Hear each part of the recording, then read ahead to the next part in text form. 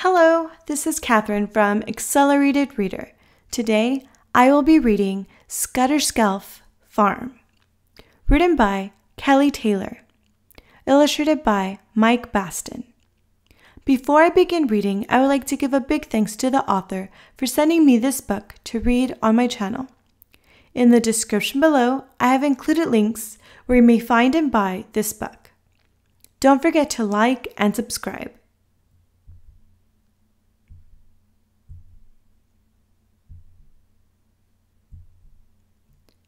From this story, I will be reading 4 of the 13 short stories, which include Skutterskelfe Show, Extra Hands on the Farm, Poor Archie Has the Flu, and Local Sheep Show. Skutterskelfe Show. Life was busier than usual for Archie Skutterskelfe on his farm. That coming weekend was the local event of the year, the Skutterskelfe Farm Show. Archie loved hosting the show, and he wanted everything to be perfect. But he was worried about a forecast of rain. With his fingers crossed for good weather, he spent a lot of time preparing the farm. He used his big red tractor to cut the long grass in the show field, with his sheepdog, Flash, bumping along beside him. Then he trimmed the surrounding hedges, but the field was so big that by the time he got to the last bush, he decided to have some fun and cut it into the shape of a duck. "That's grand," he chuckled. "I'm rather pleased with that." To finish, he planted bright flowers at the gate. Their heads danced in the breeze as if to welcome the visitors in. Taking a break, Archie mopped his brow with the red-spotted handkerchief he always kept in his pocket. It had been a gift from his friend Sam, who owned the neighboring farm. He was watched with interest by all the farm animals as he hung strands of bunting between the barns while humming a happy tune. There was Dobbin, the Shire horse, Molly, the dairy cow, Mora and Hetty the pigs, Barbara and Doreen the sheep, Edith the hen, and Tittles the tabby cat. They had never seen the farmyard look so colorful before. Archie thought it all looked grand, and he was happy. "Come on, Flash," he called. "Let's go and see how Mary is getting on." Archie's wife was busy baking dozens of mince pies, scones, and biscuits. These would be arranged on a long wooden table outside the judging tent for the visitors to eat after the competitions. Mary was a very good cook, and her baking was famous among their friends. As the weekend drew near, Archie was worried about the big black cloud that hovered in the sky above. "I really hope it doesn't rain," he said, as he climbed into bed the night before. Awaking early on the morning of the show, Archie jumped out of bed and flung open the curtains. "Yes," he cried, "the sun is out and there's clear blue sky as far as the eye can see. It's a perfect day for a show." Before the competitors arrived, Archie swept the yard one last time to make sure all looked tidy. Even Flash joined in, collecting stray sticks and barking the arrival of the first visitors. Soon the field was full. Cows mooed, sheep baaed, horses whined to each other, and dogs ran to and fro among their owners. As he unwound himself from a jumble of dog leads wrapped around his legs, Archie spotted his friend Sam and greeted him with a cheerful "Hello." Sam had brought along his sheepdog, Gus, to enter the dog agility class. "What a good turnout, Archie," he said. "The farm looks great." Archie felt very proud, and he beamed as he tickled Gus's tummy. It was time for the judging to begin. Everyone was very excited, as most people had entered at least one competition. Archie's favorite class to judge was the best decorated welly competition. One pair had spots and another had stripes, but the farmer awarded first prize to a pair with lots of colorful flowers painted on. The young girl who won beamed and danced around in them, holding a bright red rosette. Sam and Gus did well in the dog agility class, which was followed by Best Turned Out Horse and Dog with the Waggiest Tail. This was a fun class to watch. The winning dog had such a long, waggy tail that it swept all the eggs off the table for the hen with the biggest egg competition. Luckily, this class had been judged first, so no one minded. Last of all was the Pony Gymkhana. A big crowd gathered to watch, and there was a buzz in the air. "Please, can all ponies and riders line up at the start line?" called Archie. Then he waved his red spotted handkerchief to start the race.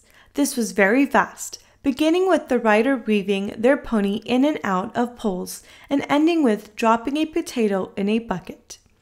The crowd cheered them on as they raced over the finishing line. Just as the race was won by a boy with curly brown hair sticking out from under his riding hat, the dark cloud Archie had seen the day before returned and started dropping big, heavy raindrops. "Everyone into the barn!" cried Archie. And everyone rushed inside, including the animals. The downpour didn't dampen anyone's spirits, though. All were happy after such a fun day, and gladly drank the tea and juice that Mary was serving at her cake stand. Her cakes were praised very highly, which made her blush, and the visitors sat on hay bales to enjoy them. Sam picked up his guitar and played jolly tunes they could all dance to until they were tired out. "This is grand," Archie called over the music as he twirled with Mary. It had been another successful show at Skutterskelfe Farm. Archie was already looking forward to doing it all again next year. Extra hands on the farm. Archie longed for a holiday. He loved his animals, but he was always so busy he never got a chance to explore new places. He was dreaming of faraway places one spring afternoon when a caravan clattered its way into the yard. The farmer and his wife went to greet it. "Can we help you?" asked Archie, wiping his hands clean on his red spotted handkerchief. Two people climbed out. The man had a long gray ponytail and introduced himself as Gerald, and his companion as Tanya, who was small with pixie-like hair and a wide grin. "We've been traveling the country," Gerald explained, "and wondered if we might be able to stay here overnight." Archie and Mary were happy to have them. Flash the sheepdog was barking and jumping up and down at the caravan window. Tanya giggled. "I think your dog has spotted ours. I'll fetch him out." She clambered inside and returned with a wiry bundle in her arms, which was snoring. "I'm afraid he's very old and sleeps a lot, so I don't think he'll be much fun for your energetic dog," she said, setting him down on the grass. Flash mudged him, but he snored on. "Would you like to come in for some tea?" Mary offered. The travelers thanked her, but they preferred to brew their own on their little gas stove. "Why don't you join us instead? It's such a lovely day to sit outside." "Grand," said Archie. Mary fetched some of her homemade scones from the cottage. There were only 2 deck chairs, so Archie and Mary sat on upturned buckets and listened to the tales of Gerald and Tanya's adventures, whilst Flash curled up next to their sleeping dog. They had traveled all over the country to many places Archie and Mary hadn't even heard of. "Wow," said Mary. Archie enjoyed the stories very much. "We're so busy every day on the farm that there's no time to take a holiday," he said. Gerald agreed that they were lucky to have visited lots of places. "And yet," he said, "it must be lovely to have a permanent home." "Oh, yes," replied Archie. "We love our life on the farm with all the animals." He smiled at his farm proudly, pleased it was looking tidy in the sunshine. Gerald and Tanya were so grateful to be staying that they offered to help out on the farm. "That would be grand," said Archie earnestly. "There's always so much to be done. An extra pair of hands would be most welcome." So Archie took Gerald to the milking sheds. Molly was first. She was Archie's friendliest dairy cow, with big black and white patches. Soon they had happy cows with empty udders and buckets full of fresh milk. "Grand," said Archie. "That was fun," Gerald exclaimed, wiping his hands on his dirty t-shirt. "That's the first time I've milked a whole herd of cows. What's next?" Pleased of such enthusiastic help, Archie took the opportunity to fix a puncture on his red tractor. Meanwhile, Mary led Tanya to the straw-covered barn. Tanya's eyes widened and she clapped in delight as she saw 2 baby lambs in a corner pen. "They're barely a week old," the farmer's wife said, "so we had to bring them in here away from the frosty mornings. Will you help me bottle feed them?" They sat side by side on a bale of straw as the lambs sucked greedily. They looked an unlikely pair, Mary plump and rosy-cheeked, wearing a flowered apron, and spiky-haired Tanya, so small her feet barely reached the floor, but they talked happily. They swapped recipes for fruit scones, and Mary asked for more stories about faraway places. When the lambs looked sleepy, they slipped quietly out of the barn. After a tiring day, Archie made a last check on his animals, then he wished the travelers good night. Archie and Mary climbed the stairs to their bedroom while Gerald and Tanya snuggled down in their sleeping bags. Next morning, the travelers were already brewing a pot of tea when Archie and Mary went out to feed the animals. They wrapped some fresh eggs in Archie's clean red handkerchief to offer their new friends to cook for their breakfast. "Edith has laid more than usual today," Archie said. "She must have known we had guests." Mary smiled fondly at her favorite hen. As they left the travelers to their cooking, they heard Tanya squeal, "Ooh, it's a double yoker."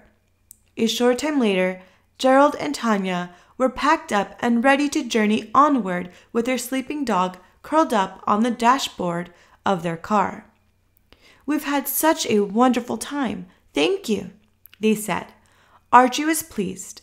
"Any time you're passing this way, do stop and call on us. We always welcome friends, and thank you for the extra help." As the caravan rattled out of the yard and sang its way over the cattle grid, Archie and Mary waved goodbye. "They have had so many adventures," said Mary, "and seen so many wonderful places, but I still love our life here on Skutterskelfe Farm." Archie smiled and looked around the yard. "Me too," he nodded. "I wouldn't swap it for the world." They walked hand in hand back to the barn with Flash running happily by their side. Living and working on Skutterskelfe Farm really was wonderful. Poor Archie has the flu. Archie groaned. He was lying in bed even though it was well past his usual rising time. Poor Archie had the flu. "I feel dreadful," he said. "But there's so much to do on the farm, especially when the weather is cold." Mary brought him a tray of tea, ginger biscuits, and medicine. She tucked him in his bed covers and spooned him a dose of medicine. "I'm sorry," she said, "but you heard what the doctor said. Bed rest and stay warm." Archie began to protest, but it only came as splinters. Mary gently pushed him back against the soft pillows. "But the animals," he wheezed, wiping his nose on his favorite red spotted handkerchief. "Don't worry," soothed Mary. "I'll see to them." "Grand," he croaked faintly. Mary hurried downstairs. She already had a full day of her own chores planned, and now she had all the animals to tend to. "It's going to be a busy day, Flash," she said as she strode outside. "Morning, Edith," she called to her favorite hen as she scattered corn on the frozen ground. More feathery shapes appeared and began pecking and clucking happily. Mary nipped into the hen house and collected the eggs, enjoying their warmth on her cold fingers. Dobbin, the Shire horse, flicked his long ears back and forth as she approached. Mary chuckled. "I bet you're confused, Dobbin," she said. "Poor Archie is ill today, so I'll fetch your breakfast. Is it 2 scoops of oats or 3? She scratched her head, then shrugged. "Oh well, better make it 3, just in case." Dobbin swished his tail in excitement. He usually only had 2 scoops, so Mary left him munching happily while she ran a brush over his coat. Back in the yard, she could see her breath in the cold air. She checked her watch. Goodness! Time was moving quickly. Mary thought of all the chores awaiting her inside the cottage, but knew more animals needed tending to. So she turned towards the barn. "Hello, Molly," she said, as a pretty black and white cow raised her head. "Moo," she replied. It was warmer in the straw-covered barn where Mary set about milking the cows. "Phew, I'm exhausted already," she said, sitting down on an upturned bucket. She had straw in her hair, mud on her cheek, and her face was flushed pink. She checked on her husband, but Archie was snoring, fast asleep. She quickly made a list of all her housework jobs and left it on the kitchen table, hoping she would have the time and energy to tackle them later. Their nephew and niece, William and Sarah, had stayed the weekend, and they always made such a mess. Back outside, Mary set to work gathering the sheep with Flash. She put out piles of hay so they had more than frozen grass to eat, and soon she was surrounded by woolly shapes. Barbara and Doreen, Archie's favorites, shared a pile together in the corner. While Mary was running around outside, Archie was feeling a little stronger after his sleep. He saw his wife working hard through the window and wanted to go and help her, but he remembered the doctor said he needed rest and warmth. He put his red spotted handkerchief in his dressing gown pocket, found his slippers, and made his way down to the kitchen.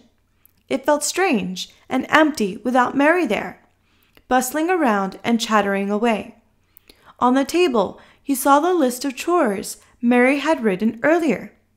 "Right," Archie said to himself. "Mary is helping me outside today, so I'll help her in here." He worked slowly, tidying up the mess from the weekend, and then he started looking through the cupboards to see what they could have for tea. As the sun was setting, an exhausted Mary slid across the last bolt on the barn gate. She was tired and hungry, but since she had been so busy, she had not had a spare moment to prepare anything for tea. "I hope Archie is feeling better," she said to Flash. She kicked off her wellies at the back door, and Tittles and Feathers, the cats, ran in with her to sit by the warm aga. Archie was sat at the kitchen table. "Oh, Archie, you're looking much better," Mary exclaimed. "The day of rest has really helped," Archie agreed. Mary's stomach rumbled loudly. Archie smiled and lifted a cloth from the table with a ta-da to reveal a plate of chopped egg sandwiches and the remains of the chocolate cake William and Sarah had baked at the weekend. "Excellent," said Mary. "Thank you so much." "It's my way of saying thank you for all your help today," her husband said. "I found the eggs on the table that you must have collected this morning." They both felt much better afterwards and slept soundly. Next morning, Archie sprang out of bed feeling better than ever. "Hooray!" he cried. "I feel grand. I'll be fine to go back on the yard today." The only response from Mary was a number of sneezes. She poked her head out of the top of the bed covers. "I think I've caught your flu, Archie." So Archie fetched the tea tray and medicine. He left Mary propped up in bed with her book and a box of tissues, whilst he set about all the tasks looking after the animals on Skutterskelfe Farm. Local Sheep Show. Skutterskelfe Farm was full of excitement. Archie was getting ready to go to the local farmer's sheep show. He had entered his two favorite sheep, Barbara and Doreen, into the Herdwick class. He spent a busy morning washing them in the sheep dip, sponging their faces and scrubbing their feet. "You two look grand," he said as he stepped back to admire their clean blue fleeces. "But I'm all dirty." Chuckling to himself, he dried his hands on his favorite red-spotted handkerchief and returned to the cottage, where he washed and dressed in his best shirt. Mary waved as he set off in his truck and trailer with Barbara and Doreen. "Good luck," she called. The showground was very busy, with farmers, children, and animals dashing back and forth. All sorts of noises filled the air: bass, woofs, tractor engines, and a crackling tannoy that was announcing the day's schedule. Spotting his friend, Archie parked alongside his car. "Hello, Sam," he called. "It's a grand, sunny day." "Morning," Sam replied. "Yes, but rain is forecast later." Archie and Sam studied the program of classes. "Oh no," Sam groaned, pointing to the list of names. "Oh no," Archie echoed. A farmer called Vernon was in their class, and he was not a very nice man. "He is always so rude to me." "And to me," Sam agreed. "He always boasts, too, because he can afford all the latest machinery." "Uh-oh, here he comes." Vernon had a red face and a very round middle. A dark mustache twitched like a caterpillar on his lip as he spoke into his mobile phone, telling whoever was on the other end that he was certain he was going to win all his classes. He did not wave or smile at Archie and Sam. Just then, Ted the vet drove by in his Land Rover. "Best of luck to you both. You had better get a move on. You're up next." He tooted his horn and drove off. Barbara and Doreen were glad to stretch their legs. "Come on, girls," Archie said, folding his red-spotted handkerchief neatly into his top pocket. "Let's go." He felt proud as he led them into the ring.